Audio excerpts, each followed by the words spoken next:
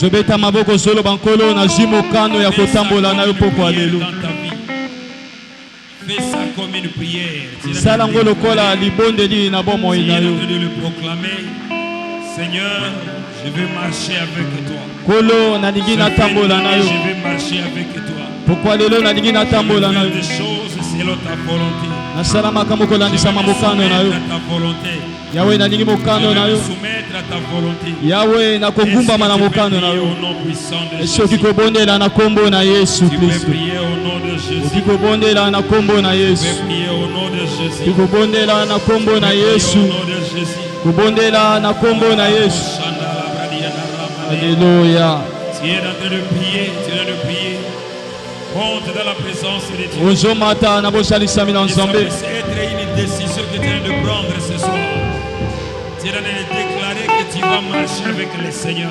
Ozosakolo zoba na kotambola na nzambe. Tu vas marcher avec le Seigneur. Ozotatola na kotambola na Yawe. Tu es en train de déclarer que je vais marcher avec lui. Ozotatola na kotambola na Yawe. En décembre, je vais marcher avec le Seigneur. Sanza oya décembre na kotambola na yo Yawe. Na kotambola na yo kolo. Je marche avec le Seigneur dans ce mois de décembre. Na kotambola na kolo na mois de décembre. Avec toi, Seigneur. Na kotambola na yo kolo. Je marche avec toi, Seigneur. Kotambola na yo kolo. Randa la brochanda. Alléluia. Alléluia. Ozobeta maboko. Yebisa nzambe mois ya décembre oyo na kotambola na yo. Tu es en train de sister dans la présence de Dieu. Ozokoba na kati ya bozalisa na nzambe. Marcher dans la vérité. Kotambola na kati ya bosolo. Marcher dans la sainteté. Okotambola na kati ya bosolo. Marcher dans la vérité. Okotambola na bosolo. Marcher dans la sainteté. Okotambola na bakati ya bobulisa. Ozobeta Ozobeta maboko po ozobondela. Est-ce que tu peux insister? Okikobeta. Je vais marcher dans la vérité. Na kotambola na kati ya bosolo. Marcher dans la vérité. Na kotambola na kati ya bosolo. Dans la sincérité. Na kotambola na kati ya wewe kobanga yo. Na kotambola na kati ya kobanga yo. Alléluia. Beta maboko ozobondela. Ozobisa nzambe na mwa oyo na kotambola na kati ya kobanga yo. Nazotambola na kati ya bosolo. Mata na kati ya losambo na yo. Yebisa nzambe mwa oyo. Nazosala Jésus. Tu vas répéter cette prière après moi. J'aimerais que tu puisses prendre une position de combat. Alingi ozwa ndenge ya malamu ya bitumba. Tu es en train de prier, répétez cette prière après moi. Ozobandela losambo elongo na papa. Dieu de gloire. Nzambe ya kembo. Dieu de gloire. Ngai grâce. Ngai osaku. Na ye na poko ya lelo. Na ye na poko ya lelo. Koluka bato ya mokilite. Na ye koluka bato ya mokilite. Na ye koluka nzamba lola. Komami na liloba na yo. Komami na liloba. Que toute arme mandoki nyonso forgée contre moi. Eketelema liboso na nga.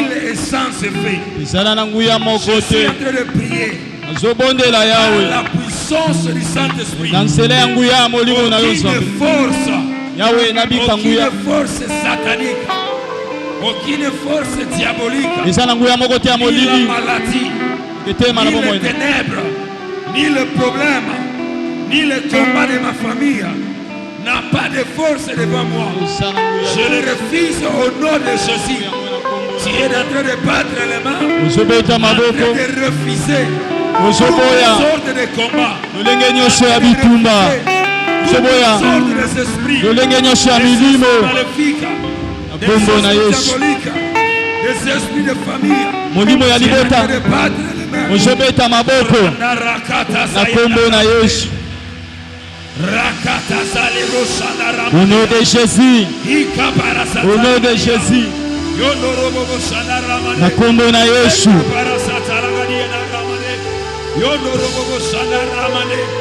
Au nom puissant de Jésus. Au nom puissant de Jésus. Na kombo na Yesu. Otelemi likolo. Na kombo. Il est écrit. Il n'y a aucune arme forgée contre moi. Oh, Rakatasaya. Toutes les armes forgées contre moi. Au nom puissant de Jésus. Tout le plan du diable. Au nom puissant de Jésus. Tout le plan du diable dans mon ministère. maboko ozobondela. Écris le sans-effet. Sonne le sans-effet. Sonne le sans-effet.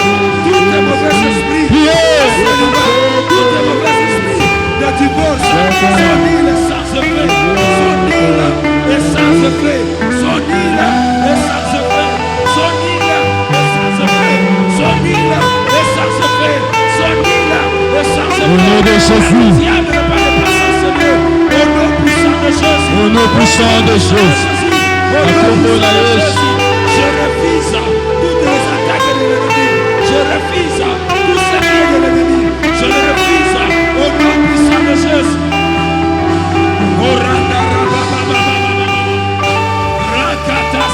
Au nom puissant de Jésus. Au nom de Jésus. Au nom puissant de Jésus. Na kombo na Yesu. Priez, priez, priez, priez, priez, priez, priez, priez, priez, priez. Au nom de Jésus. Je suis en train de déraciner. Uzana kati ya kopikola. L'ennemi a semé dans ta vie. Nyosha banguna balonaki. L'ennemi a planté dans ta vie. Nyosha o banguna balonaki. Planté dans cette église. Nyosha balonaki netonga. Déracine au nom de Jésus. Nazopikola yango na kombo na Yesu. Déracine au nom de Jésus. Napikoli na kombo na Yesu. Déracine au nom puissant de Jésus. Napikoli na kombo na Yesu. Usaleke par la Okalendele boshuka. Usaleke sekia. Randala bashenda la baba. Rakamane. Rondele boshenda la. Ikelendele boshuka.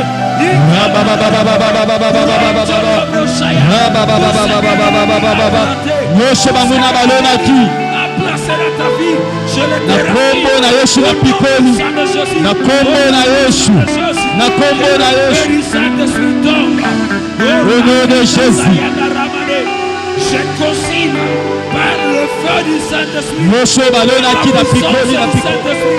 Tout ce que l'ennemi a planté. Nyosha banguna balonaki na pikoli. Kauka bilanda nyonso ya satana misala nyonso ya monguna oyo nyonso balonaki nazopelela moto etuma misala nyonso ya satana bandoki nyonso ya lieglize oyo bandoki nyonso ya libota oyo moto ya nzambe etuma bango moto ya nzambe etuma bango moto moto moto moto moto moto moto etuma bango au nom puissant de Jésus. Invoque le feu. Priez, priez, priez, priez, priez, priez, priez, priez, priez.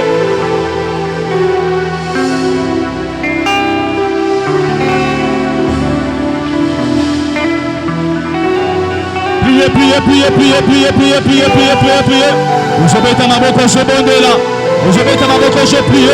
Je prie que la nyosho banguna balonaki. Nyosho ba plantaki. Na kati ya vina yo. Je prie que la yango. Nyosho ba plantaki. Na kati na igreja. Je prie que la yango. Nyosho ba plantaki. Au nom de Jésus. Au nom de Jésus. Au nom de Jésus. Au nom de Jésus. Au nom de Jésus. Au nom de Jésus. Au nom de Jésus. Qui est?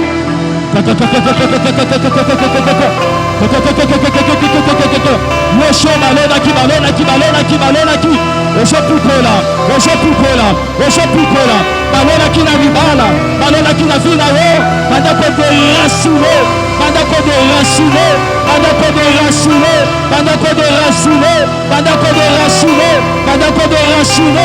Bandako derasine. Otelemi mikolo. Oshobeta maboko. Osala kati ya prière à combat. Ne sois pas distrait. Oshotelema. Oshobeta maboko. Oshodéclarer. Pikola, pikola, pikola. Joie de chichon. Joie de chichon. Yako pikola. Yako derasine. Nyosho. Banguna balonaki. Nyosho. Banguna balonaki. Sa volonté enjambée. Oshopikola. Oshopikola. Nyosho sele michale. Oshopikola yango. Ma loi établie. Misalaire molili. Coutume. Réclamation. Condamnation. Pikola, pikola, pikola. Na kombo na Yesu. Na kombo na Yesu. Soma makasi, joie makasi, joie makasi, joie makasi, joie makasi, joie makasi, joie makasi, joie makasi, joie makasi, joie makasi, joie makasi. Mukambuane sayawo, mutumbawane sayawo, mukambuane sayawo, mutumbawane sayawo, mukambuane sayawo, mutumbawane sayawo. Telema, telema, telema, telema, telema.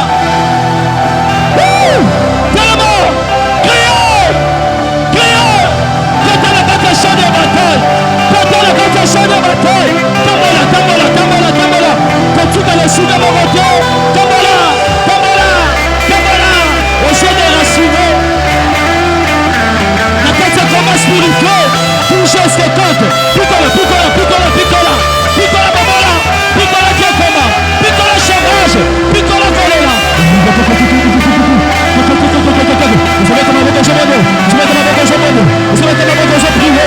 Picola, picola, picola, picola. Quand elle a médité, tabola, tabola, na komola yesu, na pikoli, misala kultu, na pikoli, shomi la tata libeka, na pikoli, instabilité, na pikoli, picola, picola, picola, picola. Joie de sujet, joie de sujet, côté la tata champ de bataille, côté la tata champ de bataille, na komola yesu, na komola yesu, kombana yo, esaya yo, kombana yo, esaya yo, kopesha ya ngobo komoto, yokola kwa affronter bitumba, yokola kwa affronter bitumba, yokola kwa affronter bitumba, yokola kwa affronter yango, yokola kwa affronter, tozala kati ya prière agressive, tozala kati ya prière agressive, banda kwa agresser bambuna, banda kwa agresser, banda kwa agresser, banda kwa agresser, banda kwa agresser, banda kwa agresser, banda kwa agresser, banda kwa agresser. Nakomona Yesu, nakomona Yesu, nakomona Yesu, nakomona Yesu, nakomona Yesu, nakomona Yesu. Et le puissant de Jésus, et le puissant de Jésus. La bandique pikola, la loi établie, l'isala coutume, héritage jeunesse, satanique, démoniaque, ya choléra, ya misère. Joie me calme, joie de sujet.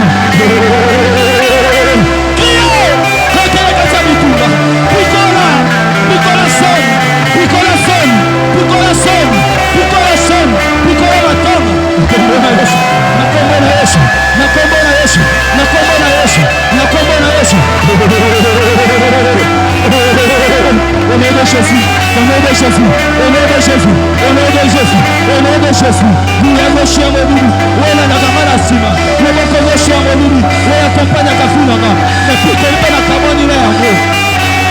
Na pikoli na kaboni na yango, na pikoli na kaboni na yango, na pikoli na kaboni na yango. Muende shamoni, loboko noir nyosho, mais noir nyosho, wala na kamala sima, mais noir nyosho, wala na kamala sima, mais noir nyosho, wala na kamala sima, mais noir nyosho, wala na kamala sima. Kalomoni yango, nakati yango, nakati yango, nakati yango, nakati yango, nakati yango, nakati yango.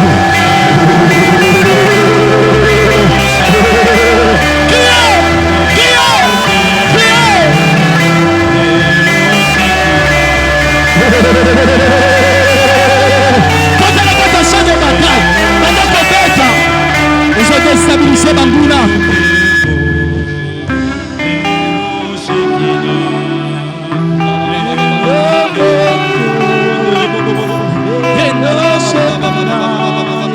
Écoute ce que la parole de Dieu nous dit. Dans Psaume chapitre 17. Psaume chapitre 17, le verset 15. Je vais lire des différentes versions.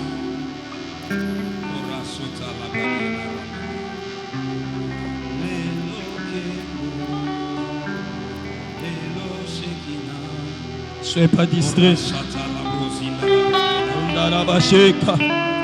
La Bible me dit ceci.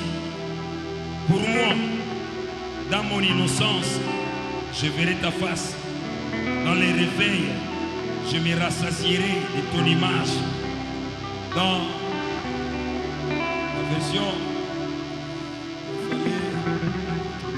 la version, la Bible nous dit ceci. C'est la même version. Je peux avoir notre Bible. Ça n'a pas le sous. Je peux essayer de lire ce passage ici.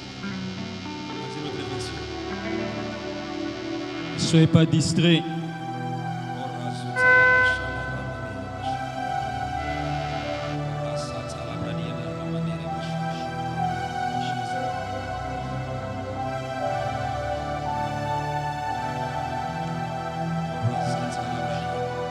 La Bible nous dit ceci. On est en train de chercher notre version. La Bible nous dit ceci. Et pas inangai. Innocence, c'est ça qui innocence.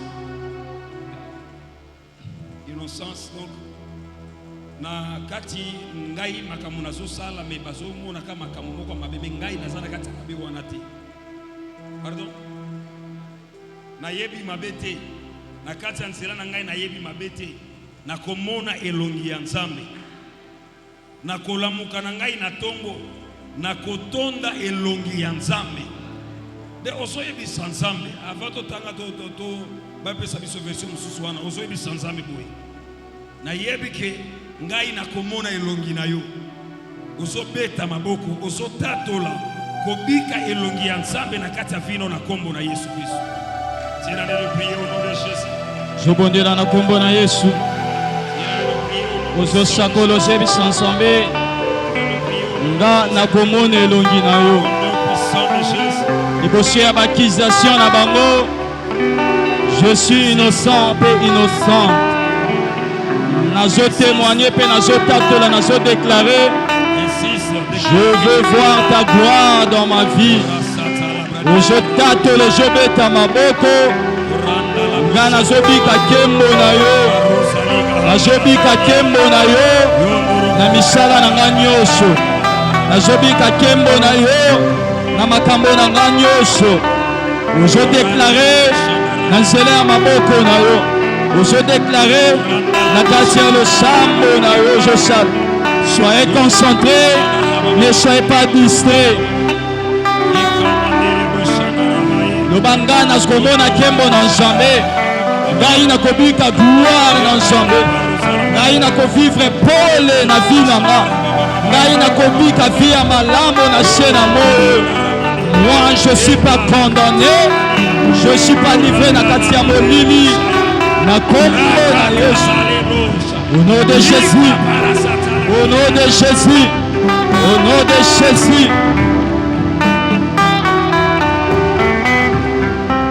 Écoute ce que la parole de Dieu nous dit. Dans la version parole de vie, la Bible nous dit ceci. Mais moi, parce que je suis juste, je verrai ton visage. À mon réveil, je serai rassasié de ta présence. Est-ce que vous avez la présence de Nzambe? Est-ce que vous avez la présence de Nzambe? La Bible nous dit, moi, parce que je suis juste, je vais voir ton visage. Et le matin, je serai rassasié de ton visage. Je cherche une autre version en lingala. Par rapport à la version Oyo. La Bible nous dit ceci dans lingala. Pongai simanangai kolonga. Est-ce qu'il y a quelqu'un qui écoute? Pongai simanangai kolonga. Nako tala elongi nayo. Simanangai kolamuka. Nako sepela. Nakomona yo, parole du Seigneur, amen. Tu vas battre les mains.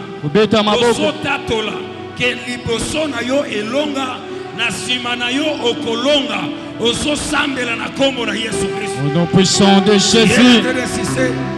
Par le nom puissant de Jésus. Je m'attends na kombo na Yesu. Par le nom puissant de Jésus. Na kombo na Yesu. Par le nom puissant de Jésus. Na kombo na nguya na Yesu. Pongai, sima na ngai kolonga.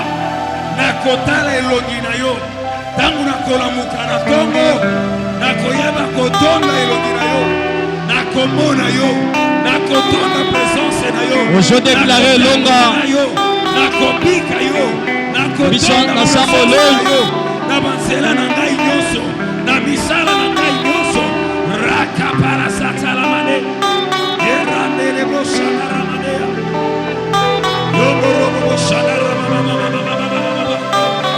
Je le décrète et déclare que je serai rassasié de ta présence dans ma vie, ta présence dans mon ministère, ta présence dans tout le domaine elonga na kokosa pe kobima obolamu kokobika gloire na nzambe okobika gloire na ye okolonga na bitumba na ye oza molongi na nyonso okolamu kokomona elonga na nzambe ozodeklare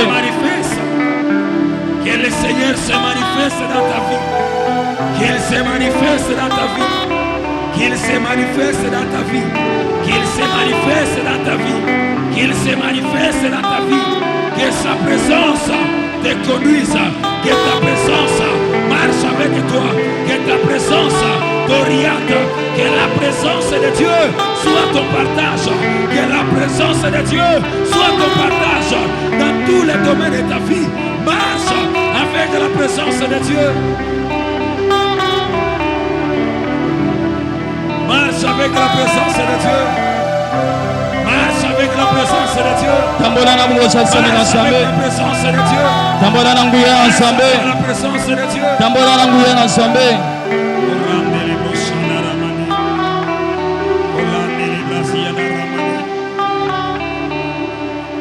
Commence à dire merci à Dieu. Banda koloba matondo epana Yahweh. Dieu merci à Dieu pour la délivrance. Loba matondo pona bokambo la Merci à Dieu pour le changement. Loba matondo Dieu pona merci à mbongwana. Dieu pour la transformation. Dieu merci à Dieu, Dieu merci à Dieu, Dieu merci à Dieu. Loba matondo.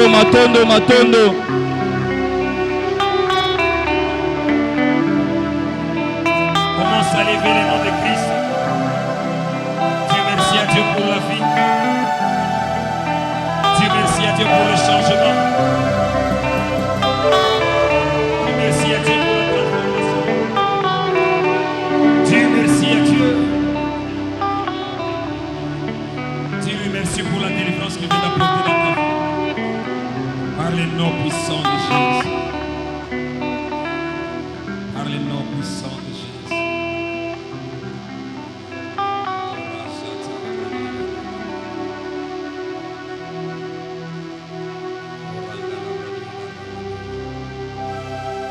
Parlez-nous, Seigneur. Instruise-nous. Montre-nous le chemin à prendre. Nakisa biso nzela. Parle à chacun de nous ce soir. Lobela moko na biso na Par le poko nom ale. puissant de Jésus. Nguya na kombo na Yesu. Nous avons ainsi prié. Nde na boyi tobondeli. Amen. Matondo.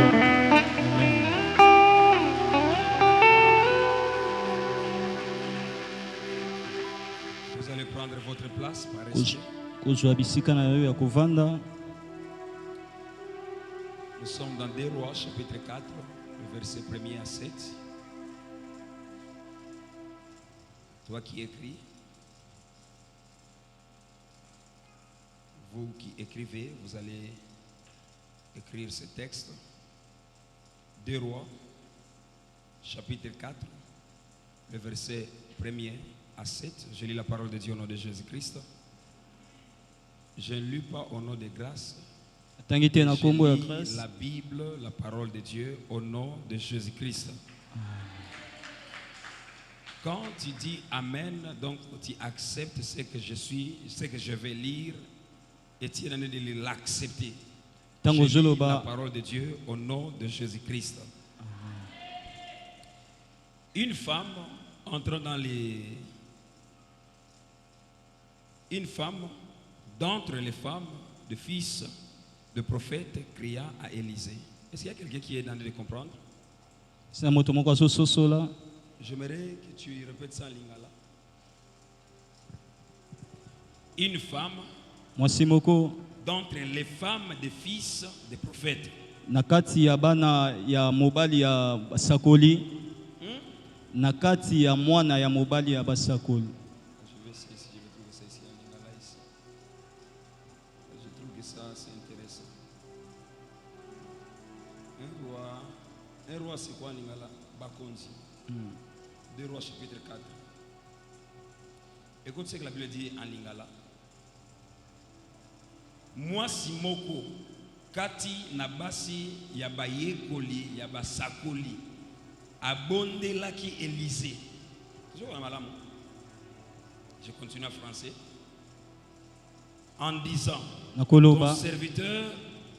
ton serviteur, mon mari, est mort Et tu sais que ton serviteur craignait l'Éternel. Or, le créancier est venu pour prendre mes 2 enfants et en faire ses esclaves. Élisée lui dit, que puis-je faire pour toi? Dis-moi, qu'as-tu à la maison? J'aimerais que tu puisses souligner ça dans ta Bible. Dis-moi, dis-moi, Élisée lui dit, que puis-je faire pour toi? Ça, c'est la première des choses. Deuxième des choses, dis-moi, qu'as-tu à la maison? Et il répondit, ta servante n'a rien du tout à la maison, 15 vases d'huile. Et il dit, va demander au dehors des vases chez tous tes voisins, des vases vides, et n'en demande pas un petit nombre. Au senga ya mukete, mais au senga ya ebele. Quand tu seras rentré, tu fermeras la porte sur toi et sur tes enfants. Tu verseras dans tous ces vases et tu mettras de côté ceux qui seront pleins. Alors elle quitta, elle ferma la porte sur elle et sur ses enfants. Il présentait le vase et il versait. Lorsque le vase fut plein, elle dit à son fils, présente-moi encore un vase. Mais il lui répondit, il n'y a plus de vase. Et lui, il s'arrêta. Il alla le rapporter à l'homme de Dieu et il dit, va vendre l'huile et paye ta dette et tu vivras, toi et tes fils, ce qui restera, parole du Seigneur. Amen. Alléluia. Deuxième texte, nous sommes dans Nombre. Nombre chapitre 21. Nombre chapitre 21. La Bible nous dit ceci, le verset 6 à 9. Je lis la parole de Dieu au nom de Jésus-Christ. Alors l'Éternel envoya contre le peuple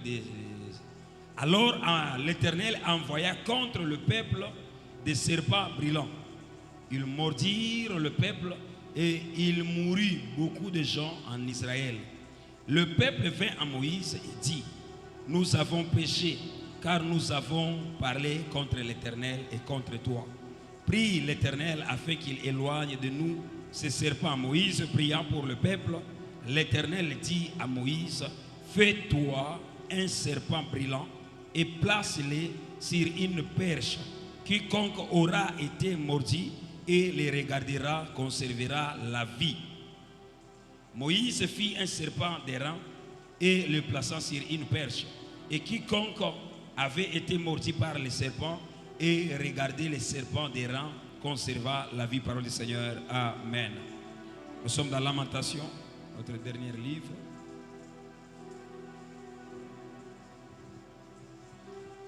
Lamentation.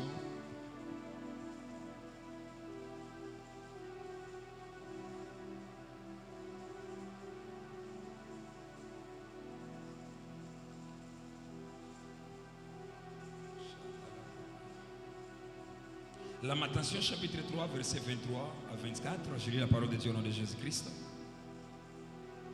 Elle se renouvelle chaque matin. Oh, que ta fidélité est grande. L'Éternel est mon partage, dit mon âme. C'est pourquoi je vais espérer à lui. Parole du Seigneur. Amen. Est-ce que tu peux acclamer pour la parole de Dieu?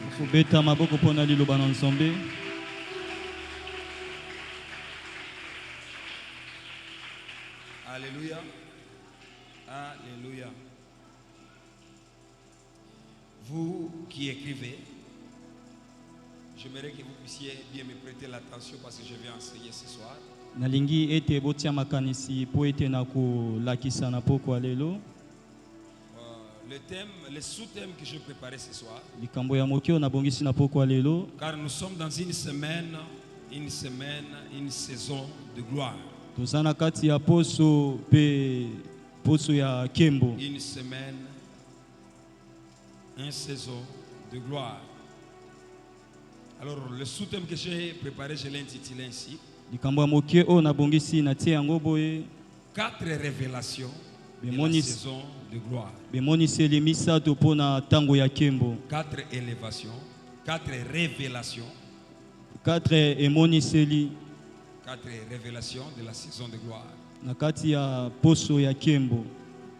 Bien-aimés, nous devons comprendre que molingami esengeli tososola ete la parole de Dieu, liloba na nzambe tout ce qui est écrit dans ces livres, nyonso ekomamaki na kati na buku, tout ce qui est dans ces livres, nyonso oyo eza na kati na ce n'est buku pas seulement pour les attendre, eza te mpona koyoka, ce n'est pas seulement pour les écouter, eza te mpona koyoka, c'est seulement aussi pour les vivre aussi. eza mpe mpona kobika yango. Tout ce qui est écrit ici, Nyonso ekomami awa ça te concerne aussi toi. etali yo penza. Alléluia. La Bible nous dit, la Bible est là pour nous servir d'exemple. Makomi elobi buku eza wana mpona kopesa biso Tout ce ndakisa. qui était écrit dans ces livres, Nyonso ekomami na kati na ça buku te concerne aussi. etali yo vraiment. La parole de Dieu Liloba na n'est nzambe pas seulement pour certaines catégories de gens. eza te mpona kaka na balolenge ya bato moko boye. Makomi n'est pas seulement pour les pasteurs, eza te mpona n'est bateyi, pas seulement pour le protocole, eza te mpona n'est pas seulement baprotocole, pour toute personne qui servent le Seigneur. eza te mpona bato nyonso Mais bazosalela la nzambe. Bible, c'est pour tout enfant de Dieu. Bibilia eza mpona bana na nzambe nyonso. Moi, je dis ceci.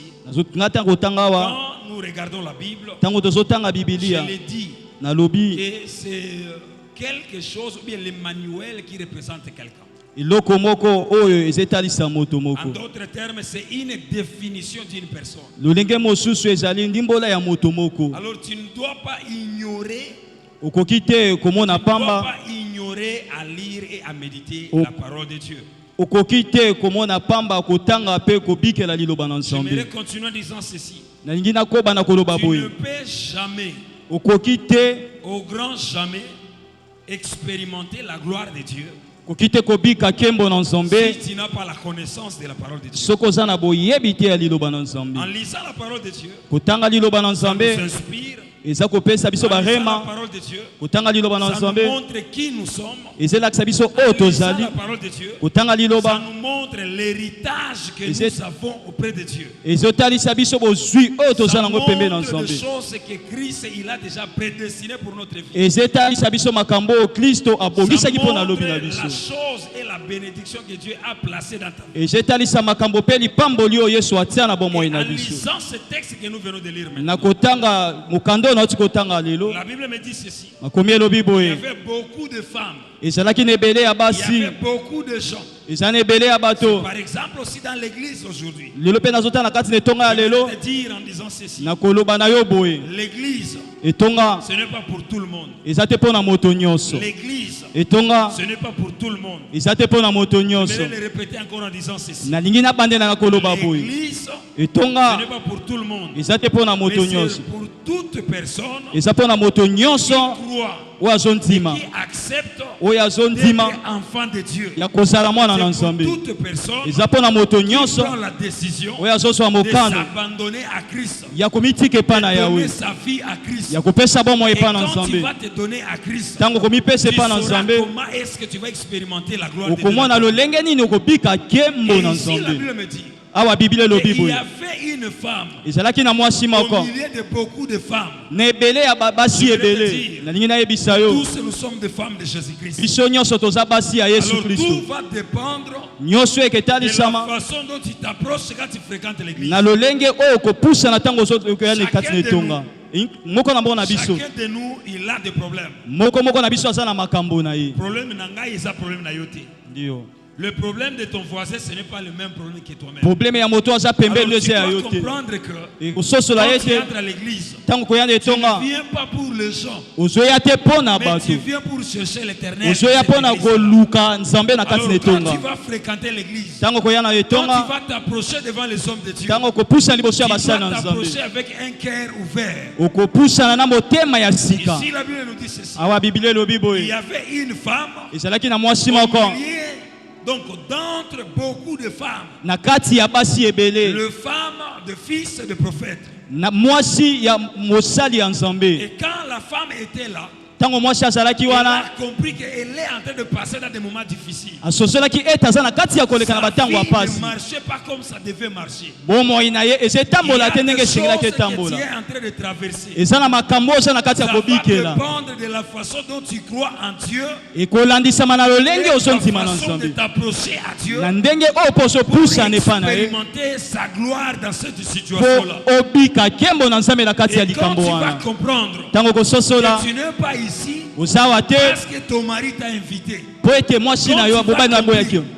tu n'es pas ici parce que ta femme t'a invité. ozawa te mpo Parce mwasi no que abengaki ton yo ami t'a invité. mpo mondingano Tu abengaki ne vas yo pas te comporter comme tout le monde. okobika te lokola moto nyonso. S'il y a quelqu'un qui m'écoute. Alléluia. Il y avait beaucoup de femmes. ezalaki na basi ebele Et moi, je parie que toutes ces femmes-là avaient de différents problèmes. bana basi nyonso tu bazalaki na likambo moto azalaki na Mais cette likambo na femme, ye elle a compris que mwasi wana asosoli ete mon problème ne peut pas attendre. likambo na ngai ekoki kozela C'est une te des choses que je suis venu t'encourager ce soir. eza moko makambo na ye kotindika wana poko ya lelo N'attends jamais qu'on arrive demain. kozela te eya lobi N'attendez jamais qu'on arrive le dimanche. kozela te tokoma mokolo ya La yenga solution, c'est maintenant. liyeyano eza kaka Et ça lelo va dépendre de la foi que tu as pour recevoir la gloire de Dieu. ekolandisama na kondima oza nango mpo bika nkembo na nzambe N'attends pas qu'on arrive à 20h. kozela te tokóma na ngonga ya Même 20 si je heures suis en train de prêcher, atako naza na kati ya koteya loba na nzambe situation na ngai, il faut changer. likambo na ngai esengeli ebongo Oh, wana c'est la lobité. ndio Oh, c'est la tosilisa kilte. Mais il faut situation na échanger kaka siko, kaka sikoyo. amen Tout ça au malamu. Moi, je suis déjà fatigué. Il y Yes. a un rapport avec exaucement et lobby. Ngai na solo kaka exaucement kaka ya sikoyo. eyano kaka sikoyo Et c'est possible d'expérimenter la gloire de Dieu. ezali na nguya ya kobika nkembo na Et nzambe la Bible me dit ceci. makomi elobi boye Que cette femme, mwasi wana elle s'est approchée devant l'homme de Dieu. apusani liboso ya mosali Elle ya a nzambe exposé son problème. atalisi ye likambo na Le ye problème aujourd'hui, frère Dieu. likambo eza poko lelo Le problème molingami d'aujourd'hui de l'église. likambo ya eglesia tokendaka koluka bato ya libanda tozobetela bango lisolo ya fille na biso ole toluka bato ya malamu oyo baza capable ya kosunga biso na kati ya situation na biso. amen naza na posa bososola ngai malamu, naza na posa vraiment bocomprendre parti oyo malamu. Tozolobela kobika saison ya kembo depuis le dimanche. Tozolobela ngo lobi le lundi tolobela yango kosala ko se préparer, chercher la préparation. Oyekola lobi tolobela ki sur l'écoute. Et maintenant lelo ezande yo okoyoka te, mais yo il faut sala nini? Tozokona malamu. Et maintenant malheureusement lelo tozokende ko beta lisolo ya vie na biso na bato bandimaka nzambe te. Tozokende ko betela bango lisolo, mais tozobosana que bango ne bakozala bato ya liboso ko bimisa biso libanda. Il y avait beaucoup de femmes. ezalaki na basi Mais ebele cette femme me mwasi a wana cherché l'homme de Dieu. alukaki mowumbu na nzambe En d'autres na termes, lolenge mosusu cette femme, mwasi elle wana a cherché la solution chez Dieu. alukaki eyano epa na J'aimerais te nzambe dire ceci. nalingi nayebisa yo boye Solution ya vie na yo eza libanda ya nzambe te. Solution ya vie na yo eko dépendre na ba relation na yo te. Mais eko dépendre na relation oyo oza nango na nzambe na yo. Nazo décourager mutu moko akokende kobeta lisolo na yo epai bato bandimaka nzambe te. Sambela nzambe poko alelo aluka lakisa yo bato okobana kobetela bango lisolo na vie na yo. Soki kozala bato wana te, pasteur na yo parce que yebi ketango koya kobetela nga lisolo na kobisa yo tika mobali wana. Mama wana amena bimi. apemi Sero wana bani kopesa nga amen. atie badodan Jeune wana bani kopesa nga amen. Nazomona bango te. ngumbi mutu Oyebi mabe na yo osalaka. Na nde yango wana osomona ke bato kobetela bango lisolo fina yo banani oyo kwa basalo kola yo. Nde ba ko encourager yo kaka masero moni mikolo yo ifuka ko kindeka kuna nde ba koyeba kusunga yo. J'aimerais te dire ozo sunga mate ozo timula libulu a fina yo moko ozo kunda fina yo. J'aimerais te dire ceci bien aimé. Aujourd'hui, tu vas trouver aujourd'hui. Mais ta vie ne s'arrête pas aujourd'hui. Tu vas aller faire le péché. Tu vas tomber dans le péché. Mais quoi que ce soit, tu peux faire. Tu oublies que ta vie ne dépend pas d'aujourd'hui. Ta vie dépend de l'éternité. Et notre éternité, ça se trouve entre le mains de Dieu. Si tu rates le ciel, tu ne vas pas rater l'affaire.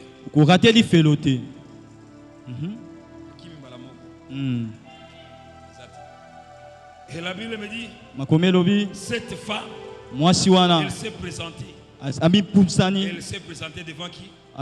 Devant Élisée. On a donné l'identité de la femme ici. Bien-aimé, tu as besoin de vivre la gloire de Dieu. La première des choses, tu dois avoir un père spirituel.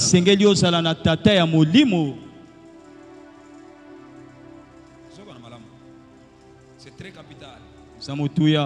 En d'autres termes, tu dois avoir une église d'attache. Solution ya vie na yo. Esaïe na maboko ya mutu azo contrôler vie spirituelle na yo. Est-ce que c'est cela? Vie oyo yo ozo mona yango ezande vite. Ozo kanisaka oyo ozo mona gozo bika physiquement, eza vite. Soki olongi na molimo te, yebango malamu na awa na sia mokili okolonga loko moko te. Alors il faut d'abord kolonga na molimo. Na tango kolonga na molimo nde makambo na yo nyoso awa na sia mokili ekotambola malamu. Soki otali malamu batu nyoso, même si basambela kate, ils sont des rosicroix, même si otali même les musulmans, bazalaka na chef spirituel na bango oya contrôlaka bango nyoso. Tozoko na malamu. Et je peux le dire aussi, me présenter aussi devant toi, que je suis aussi votre chef spirituel en ces lieux. Alors sache-le bien que ta gloire dépend du respect que tu me donnes moi-même ici.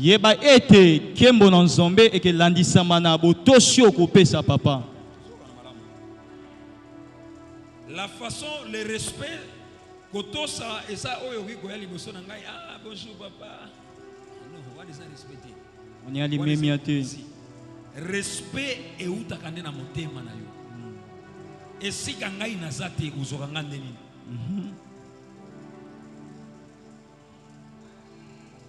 Tuzoko na malamu. Yo zalaka na église kate ozo baluka lelo zana oyo lobi oké kuna, sache-le bien que même si on sambela awa pendant 21 jours, ceux qui osent na église d'attache te okobika kembo ya nzambe na kati ya vie. Ndio. Nzambe apambolaka mutu aza instable te. Waza stable. Soki okomi stable, ndeli pamboli ya nzambe kufana na kati ya vie. Alors, quand on parle de l'église d'attache, on regarde une personne qui est stable. J'ai aimé l'introduction ici. La Bible nous dit ceci.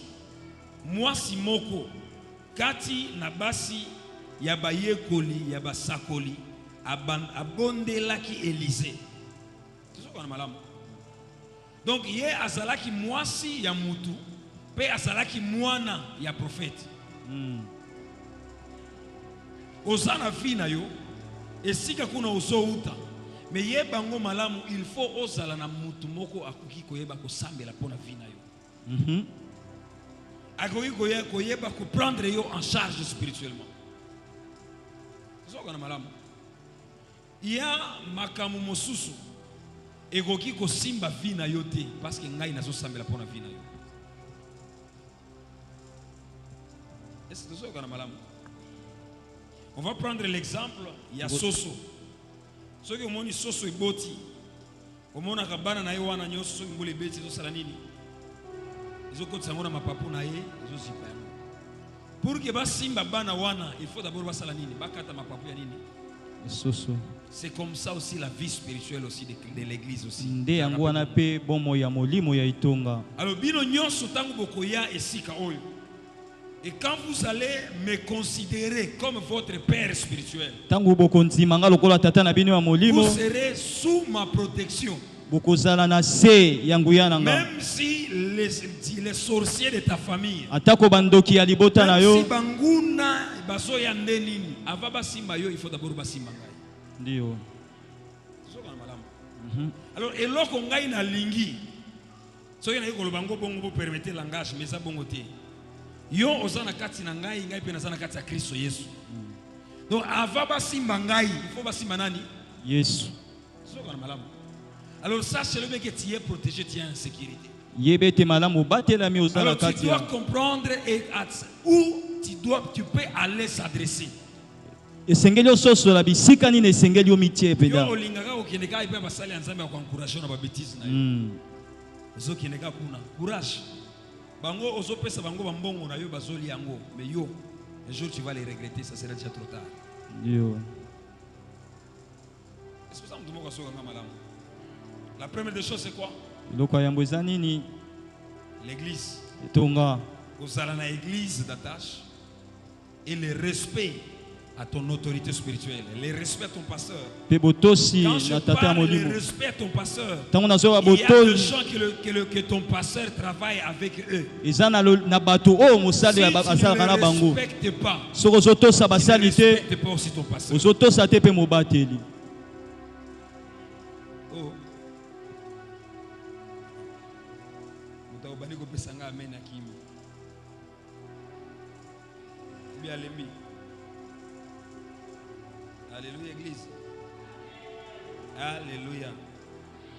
La Bible me dit, la femme, elle avait des problèmes.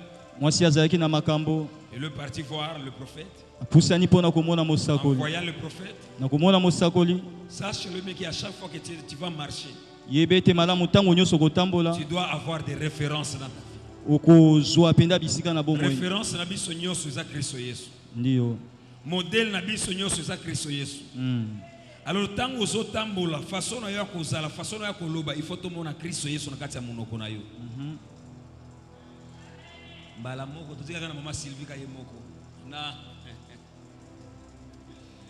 Wow, que le Seigneur vous bénisse abondamment. Zamba pambola bino vraiment. Que le Seigneur vous bénisse abondamment. Zamba pambola.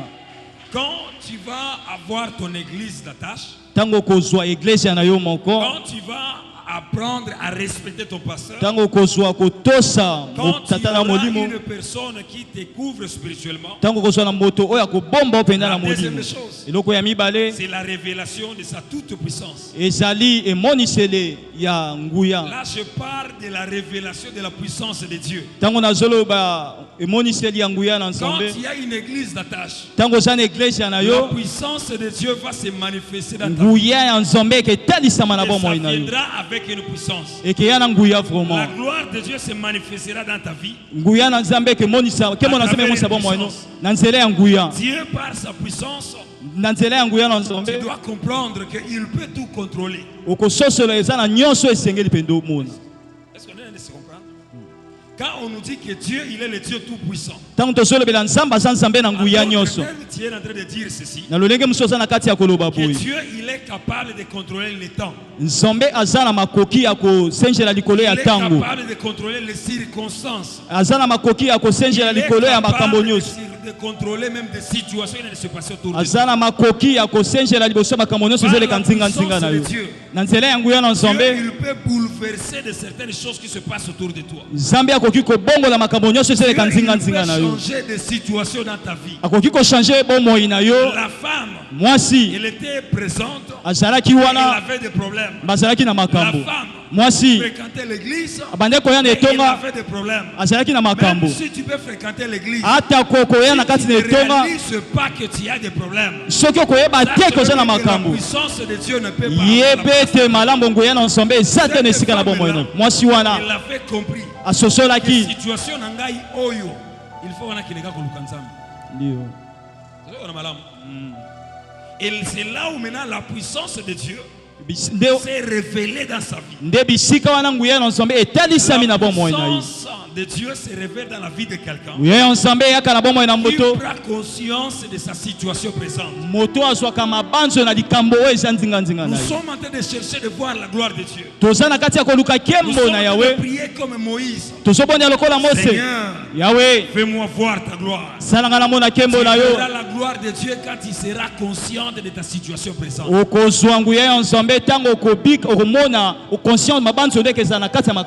là où la femme elle était consciente. Elle a dit ceci. Il y a des hommes. Mon mari, il avait des dettes. Et ces gens-là sont venus pour prendre mes enfants. J'aimerais te dire ceci. Tous tes efforts, ton travail, c'est pour toi, ce n'est pas pour les gens. Quand tu vas travailler, mutu akoki koya kolia mutoki na yote. Ndio. Oso nyoko mikolo nyoso. Oso kele la mikolo nyoso. Depuis to bandaki programme na biso ya prière 21 jours tilelo, bato baso sekayo okondi. Peyo pe oso zwangoka normal. Je vais te dire ozwango normal ti. Okondi parce que ozana tina ya kokonda wana. Alors oso sosolo solo ba que ngai kokonda na ngai oyo il faut tango nazo silisa avant même programme oyo esila il faut nabika kembo ya nzambe et c'est possible aussi de le vivre et ça la makoki pe ya komona prendre kaka na façon na yo ya kososola makambo pour que bika kembo nzambe na kati oso boye makambo nyonso ya ki jeunesse oboye yango pona nzambe nzambe ko tika yote nazo sambela pona yo situation na yo nyonso oyo bani ko déranger yo otosaki pe osokila ososambela tikete nzambe ya lola a changer situation na vie na kombo na Yesu Kristo. Nzambe a exaucé prière na yo na kombo na Yesu Kristo. Par la puissance de Dieu, il peut tout changer. La femme avait des problèmes. Elle avait des dettes. J'aimerais te dire ceci. Les dettes de ta famille. Makamu baboti na yo basalaki. Eza ya bango eza ya yote. Alors il faut on sosola malamu que yo okoki ko divorcer te parce que baboti no basalaki mabe na bango kuna makambo na tali yote. Soki bakufaki e makambo wana elanda bango na lilita parce que so concerné yote yo okoki ko vivre vie ya pasité bango eza makambo na bango balobaki biso tozozwa kaba tozwa mbongo mais topesi bana na biso nyoso bakobala mais nazokumisa nzambe parce que yo opesaki nzambe bomo ina yo likambo wana ekosimba yote maloba wana eza ya yote mutoki na yo okolia yango pe okosepela na yango effort na yo okosepela na yango bango baeshuaki yo okoeshuwe te. Tu ne vas pas échouer. Tu ne vas pas échouer. Moi si wana mobali na ye asalaki na banyongo me balingaki ba koboto le bana na ye ya yo eza ya yo na solo ba ma qualité de ton pasteur ya yo eza ya yo muto akoboto la yango azati nzambe oyo apesaki biso permission oyo asopesa biso makoki ya kosala église sika oyo tikete nzambe wana asala nzambe na yo atambola na yo oyo asopesa église na source de vie stabilité nzambe wana asala nzambe na yo apesa yo pe stabilité wana ezala maloba te mais stabilité wana obika ngo na nzela ya mbongo obika ngo na nzela ya libala soki ngai passer na yo na balaki yo pe okobala na kombo na Yesu soki ngai naza stable yo pe okozala stable au nom puissant de Jésus. Au nom puissant de Jésus. Dieu s'appelle El Shaddai. El Shaddai qui signifie le Dieu dont la puissance peut suffire pour tous les problèmes. El Shaddai. Nzambe oyo azana makoki. Azana makoki ya kosala makambo nyonso, kopesa solution makambo nyonso. Pourquoi les gens ont insisté sur la prise de conscience?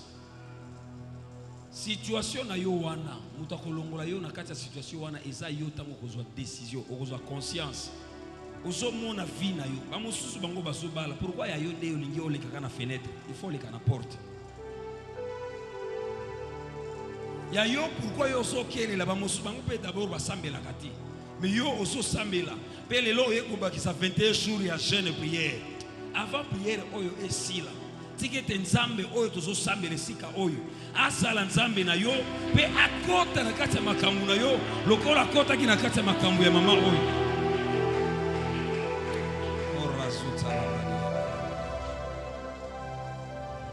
Deuxième des choses, je vais aller vite.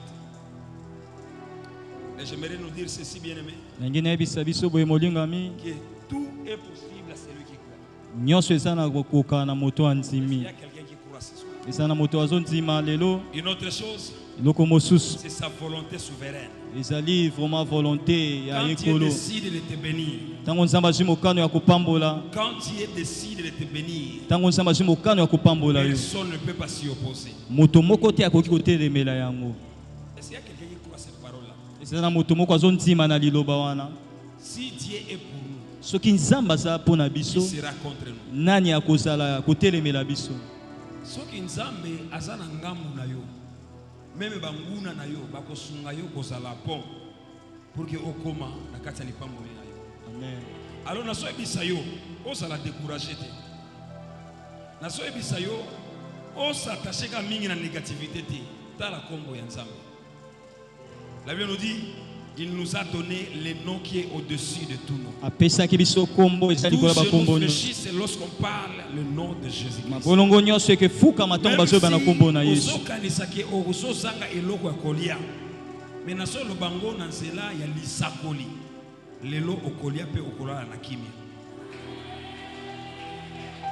J'aimerais te dire ceci. Ce n'est pas encore fini. Ce n'est pas encore fini. Arrête de pleurer et croire en Dieu. Il n'y a rien qui peut résister à la volonté de Dieu. La volonté de Dieu est que tu sois prospère. La volonté de Dieu est que tu puisses être riche. La volonté de Dieu est que tu puisses aller en avant. Que tu puisses être vainqueur. Que tu sois la tête et non la queue. Que jamais tes ennemis ne prennent pas le dessus sur toi. C'est toi qui vas les dominer. C'est ça la volonté de Dieu. Donc tu dois comprendre que il y a un Dieu tout puissant. Je suis en train de parler à une maman. Donc il est en train de regarder mon bali na yo bandi kotungisa yo. Nzambe azobisa ngai na yebisa yo que azoya kokota na azosimba motema na yesika za. Restauration za kokota na ndako na yo. Pe mobali na yo akofana pe bana akobanda kosambela nde Nzambe koluka Nzambe. Na yemo bana kotindika na kati ya église. Je vais parler sur cette rangée ici. La gloire revienne à Christ. C'est un message prophétique pour la vie de quelqu'un. Je vais nous dire ceci. La volonté de Dieu arrête l'injustice dans la vie de quelqu'un. Il y a aussi un but qui mingue dans la injustice. Pour ça, il y a une volonté. Mukano ya nzambe. Ezaki po yo obika na kati ya vie ya semo. Obika na kati ya vie ya justice. Batu wana bango moko bazomona ki bango pasi basana mbongo bazoya kobotola yo makambo. Naso yebisa yo oya yo mutu nyonso abotola ki yo yango. Azozongisa ngo na kombo na Yesu. Amen. Azozongisa ngo na kombo na Yesu Kristo. Soki eza mwasi to mobali azozongisa yango. Esika aza azanga kimia ti aya koluka yo akotisa yo kimia na kombo na Yesu Kristo. La Bible nous dit dans chapitre 10, le voleur vient pour dérober, pour détruire. Mais moi je suis venu pour vous donner la vie en abondance. Volonté en Nzambe. Eza koya kopesa yo bomoi ya seko. Bomoi, la vie, la vie, la vie.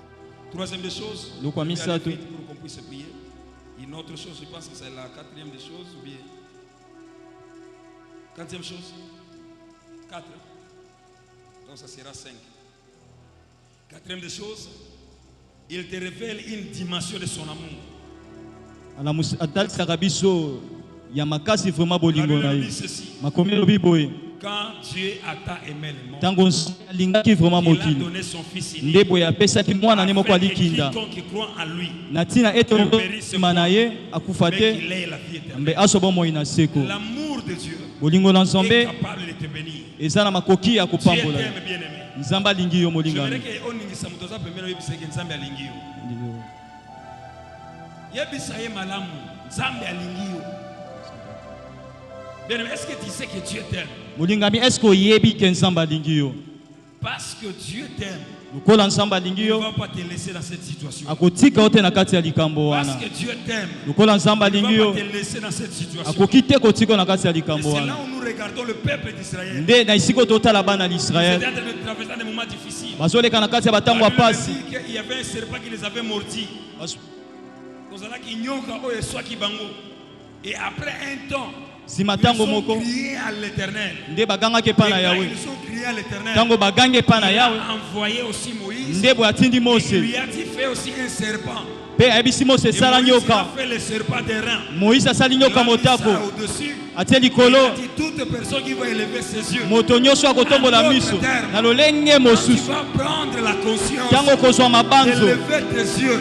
ya kotombola miso Regarder l'amour de Dieu dans ta vie. kotala bolingo na Tu nzambe vas na bomoi na yo. comprendre que tu ne peux pas souffrir. okososola koki onyokoma L'amour te. de Dieu. bolingo na Et nzambe que toi tu puisses être la bonne santé. eza wana mpo ozala na nzoto Christ, kolongono. il est mort à la croix yesu akufaki pour na ekulusu apporter la guérison. mpo ete apesa Christ, lobiko. il est mort à la croix akufaki na pour ekulusu apporter la stabilité. mpo apesa yo mpena Christ, il est bosali. mort à la croix yesu akufaki na pour ekulusu apporter la paix. mpo apesa Christ, il okimia. est mort à la croix akufaki na pour ekulusu justifier toi. mpo ete alongisa yo. makomi elobi Et boye nous sommes des justes. biso toza bato na Quand Dieu sembo. nous regarde, ntango yesu azotala ne biso regarde pas comme pécheurs. azotala biso lokola bato na masumu te. Comme des saints. azotala biso lokola ba Comme des justes. azotala biso lokola bato na Alors, toi sembo. qui as pris la décision yo moto ozwi mokano d'abandonner le péché, ya kotika tu as masumu. pris la ozwi décision mokano de t'attacher à Dieu, ya kokangama na nzambe. d'abandonner tout ce qui est de l'ennemi. ya kotika nyonso ya nde Est-ce kotala. le Dieu que je prie, tika ete nzambe le Dieu onabondelaka. de mon appel, nzambe akobenga soit mbenge ton mala Dieu. azala nzambe na yo. Est-ce que ce Dieu-là tika ete puisse nzambe wana te restaurer? Alors, Est-ce que ce Dieu-là tika nzambe wana puisse guérir ce désir apambola yo avec mpe son amour? na nzela ya bolingo na ye. Tout ce qui ne marchait pas bien, nyonso ebandi kotambola te malamu ça marchait nde très ebanda bien. kotambola malamu. Osako, la Bible me dit ceci. makomi elobi boye Yo oza bino baboti ozaka na bana na bino. Soki mwana na yo azosenga yo eloko, azosenga yo lipa, est-ce que opesa libanga? Soki azosenga yo mbisi, oyo opesa nyoka. Et maintenant à quoi plus forte raison ngai nzambe? Oh, yebisa voisin na yo, nzambe aza tata responsable. Dieu, il est un père responsable. nzambe aza tata Il responsable. connaît ses soucis. ayebi baposa na Il yo. connaît ses besoins. ayebi mpenza Il baposa. connaît tes difficultés. ayebi Et baproblème. il t'aime. alingi yo. Il t'aime, il t'aime, il t'aime. alingi yo alingi yo alingi yo. C'est là qu'il est en train nde na yango de wana disponibiliser sa gloire. abongisi nkembo na ye mpo na bomoi Je na yo. t'annonce ces na ye choses koyebisa yo en ma makambo oyo qualité de prophète. na lolenge ya Ce n'est basakoli. pas des choses de demain. eza makambo alobi Ce n'est pas te. des choses de ce soir. eza makambo alelo te ya pokwa. eza Qui makambo va se passer maintenant. oyo ezeleka sikoyo Ici et maintenant. sikoyo sikoyo. Des choses de 20 eza makambo ya ngoma 20 heures te. eza ya 19h30 Ce te. sont des choses eza makambo ya sikoyo. des choses de maintenant. eza makambo ya sikoyo. Tu vas t'élever. okotelema likolo ozobeta maboko telema banda kobondela ukelendele bosheka endala bashendele baba ozobisa nsambe eza makambo ya sikoyo ya 19h30 te ya 20h te. gloire mpe miracle na nzambe sikoyo. beta maboko ozobondela La dernière des choses, eloko ya suka. Dieu nous révèle sa fidélité. nzambe atalisaka biso Dieu nous bolingo. révèle sa fidélité. ntango akotalisa biso bolingo na ye Nous avions lu dans Lamentation. na kati ya lamentation La Bible nous dit, nde boye makomi il elobi renouvelle chaque matin. alamusaka ntongo nyonso. La parole de Dieu me dit, makambo aza chaque liboso matin, ntongo nyonso. Dieu renouvelle sa nzambe bonté. alakisaka bolamu Il na ye renouvelle sa fidélité. atalisaka bolingo na Il ye renouvelle son amour. alakisaka bolingo Et rondala ta fidélité est grande. ntango bolingo eza monene Et mon partage. eza na ngai Mon âme. molema nanga na yango wana Je vais espérer en lui. na kosbuta na ye J'aimerais te dire nalingi que nayebisa c'est yo possible que tu reçoives la guérison. eza na makoki ozwa lobiko Que tu reçoives le eza soutien. na bokoki C'est possible. eza na makoki Vivre la transformation. obika mbongo wana eza na makoki eza na makoki eza na makoki C'est possible. eza na makoki Ne pas te le mettre. ozobeta maboko okalendele boshuka beta maboko leba c'est possible. C'est possible olata alliance. C'est possible Mélissa. C'est possible expérimenter bolamu. Samba sala makambo malamu mpo na bomoi na yo. Samba sala makambo malamu mpo na bomoi na yo. Okosenga ososele osobisa makambo malamu ya pasi te. Oleli Yawe Yawe. Et comme il y a une pharmacie, les gens étaient rassurés que c'est possible ce soir. nalingi na biso eza na makoki poko ya lelo. Priez. C'est possible yo po sepela. C'est possible.